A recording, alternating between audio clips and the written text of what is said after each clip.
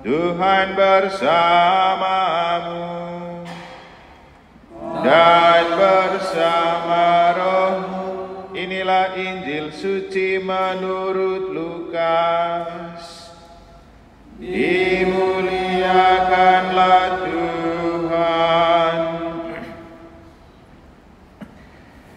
Sekali peristiwa, orang-orang Farisi bertanya kepada Yesus, kapan kerajaan Allah datang? Yesus menjawab, kerajaan Allah datang tanpa tanda-tanda lahiriah. Tidak dapat dikatakan, lihat ia ada di sini atau ia ada di sana. Sebab sesungguhnya kerajaan Allah sudah ada di tengah-tengahmu. Yesus berkata kepada para murid, akan datang waktunya kalian ingin melihat salah satu hari Anak Manusia itu, tetapi kalian tidak akan melihatnya. Orang akan berkata kepadamu, lihat, dia ada di sana, lihat, dia ada di sini. Tetapi jangan kalian pergi ke situ, jangan kalian ikut. Sebab seperti kilat memancar dari ujung langit yang satu ke ujung langit yang lain, demikian pula halnya dengan Anak Manusia pada hari kedatangannya kelak. Tetapi ia harus menanggung banyak penderitaan dahulu dan ditolak oleh angkatan ini.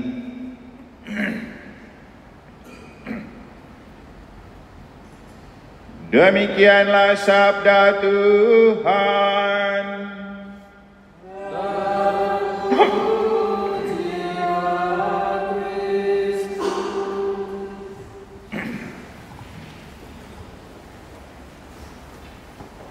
Kerajaan Allah datang tanpa tanda-tanda lahiriah.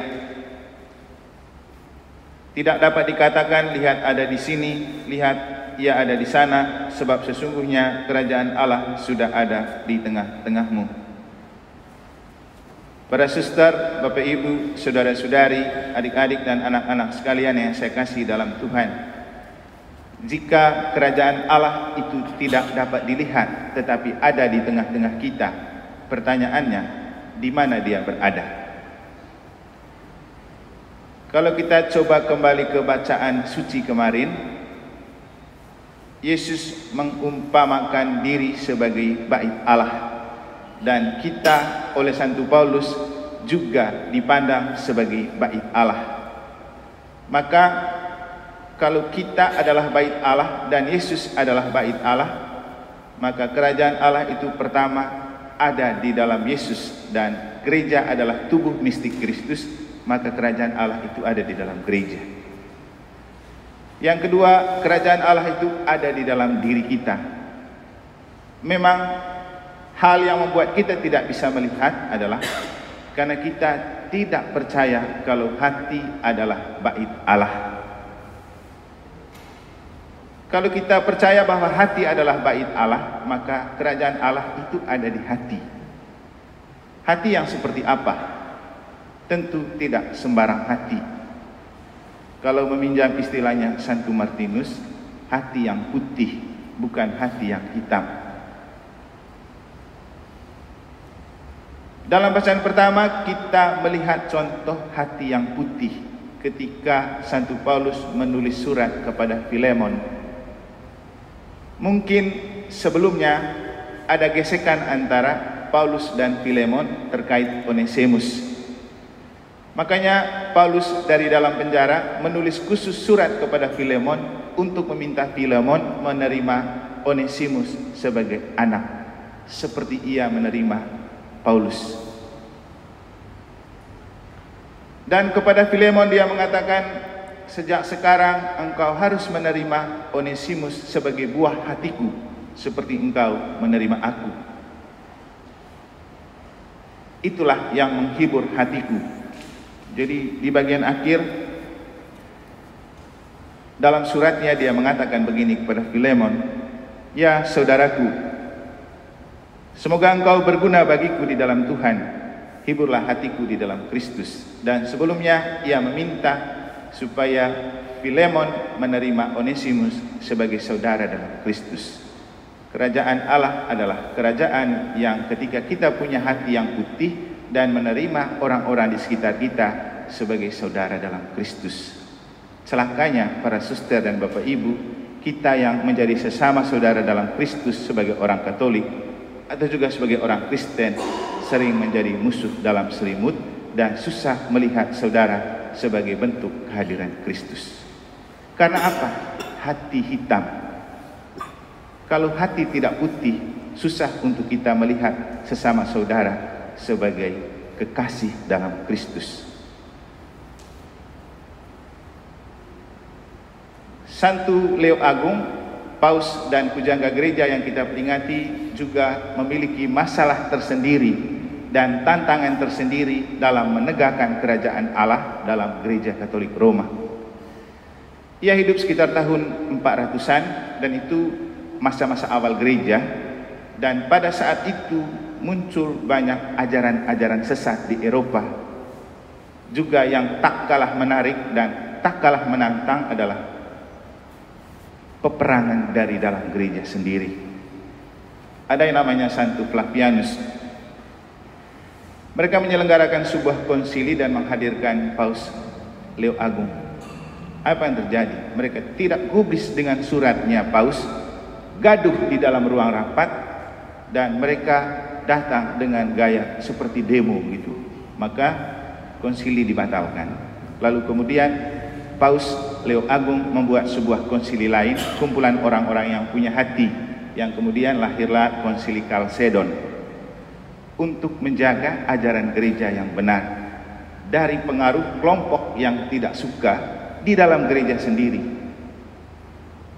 Kemarin waktu ngobrol pas makan pagi bersama Suster Pasifika dan Suster Isabella, dua orang yang datang dari Roma, Dewan Jenderal OSF, itu kita sempat sedikit berbincang-bincang tentang kenyataan dan tantangan berpastoral atau sebagai utusan.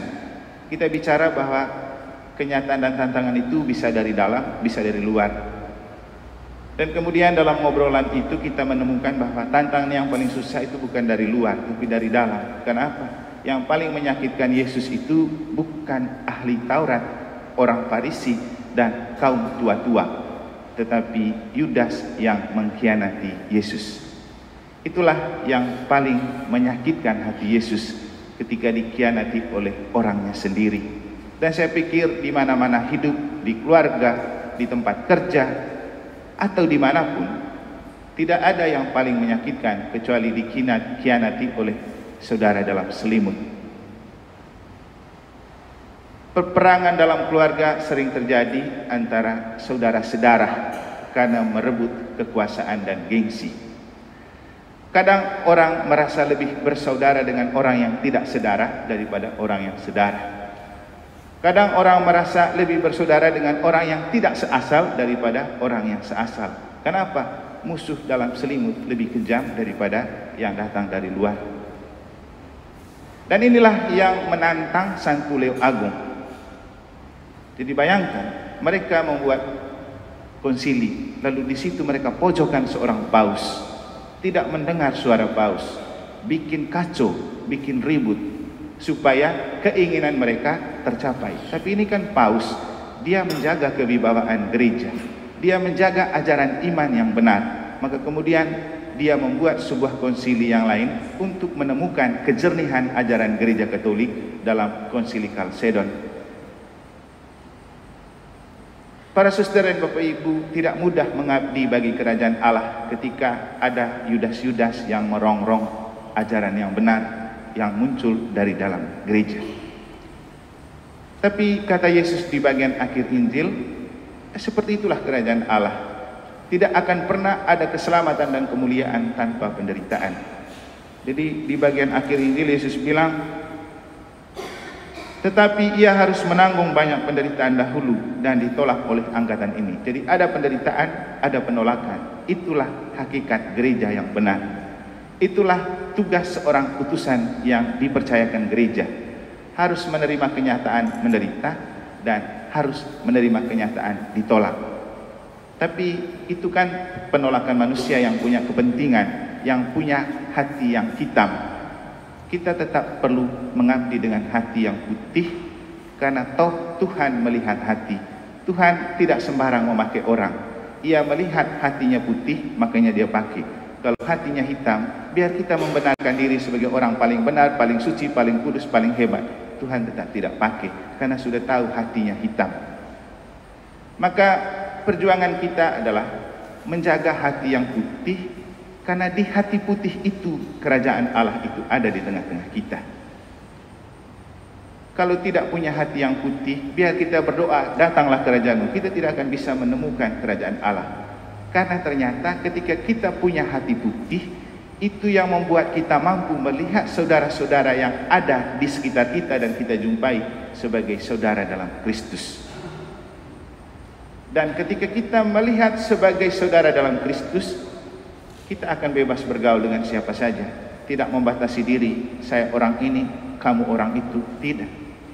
Maka saya merasa sangat bahagia ketika penjual buah yang bukan Katolik tapi Muslim di depan gereja lama itu datang membawa buah-buahan sebagai ucapan untuk ulang tahun saya.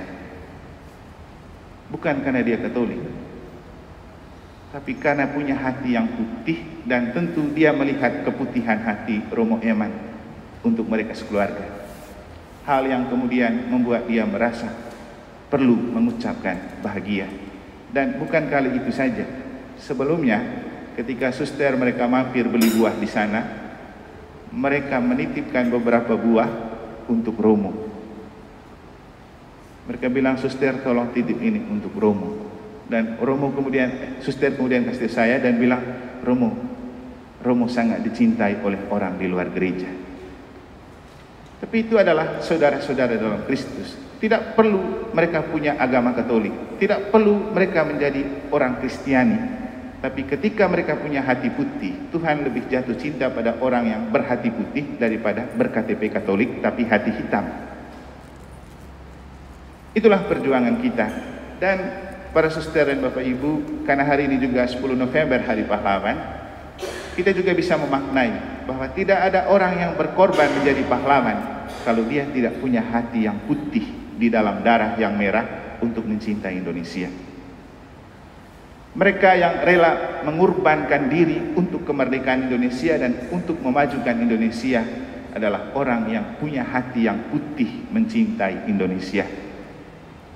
Sehingga mereka berjuang dan dibalut dalam bendera merah putih, darah merah, hati putih untuk Indonesia. Satu kali Susi Susanti ketika dia sukses memenangi medali emas pertama di Olimpiade dari cabang bulu tangkis di Barcelona itu, dia dianggap pahlawan negeri ini karena orang pertama yang mempersembahkan medali emas untuk Indonesia adalah Susi Susanti. Catatannya, dia orang Katolik dan Chinese.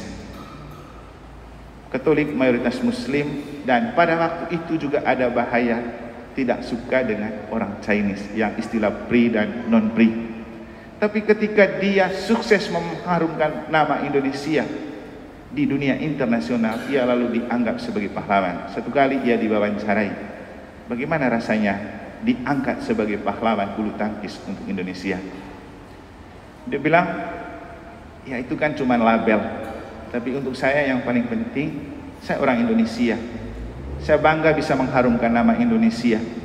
Dan kita tahu, seperti yang pernah saya ceritakan di Gua Maria, kesuksesan pertama Susi untuk meraih emas tidak terlepas dari pengorbanan diri untuk tidak rela juara di turnamen Perancis, dan dia mengalah di perdelapan final supaya dia bisa pergi ziarah ke Lourdes di Gua Maria. Itulah titik balik dari keberhasilan Susi, dan tidak ada kerajaan Allah yang menyelamatkan tanpa pengorbanan dan penderitaan. Kita mungkin merasa banyak menderita karena kerajaan Allah, karena menjadi pengurus lingkungan, menjadi pengurus KBG, menjadi dewan, menjadi suster, menjadi pastor. Pasti kita ditolak oleh orang-orang tertentu. Kita mungkin merasa menderita, tapi kuatkanlah hati. Kata Yesus, kamu harus memanggul salib, dan kerajaan Allah memang ada, tetapi anak manusia harus menderita banyak penderitaan dahulu dan ditolak oleh angkatan ini. Kita tetap setia bersama Yesus di balik penderitaan dan penolakan dunia yang punya hati yang hitam. Tuhan selalu memahkotai kita kerajaan Allah, karena toh akhirnya kerajaan Allah tentang damai di hati, sukacita di hati, kebahagiaan di hati. Ketika satu dua orang menyakiti dan membuat kita merasa menderita, masih ada ribuan orang lain yang kemudian membuat kita bahagia. Semoga Tuhan memberkati.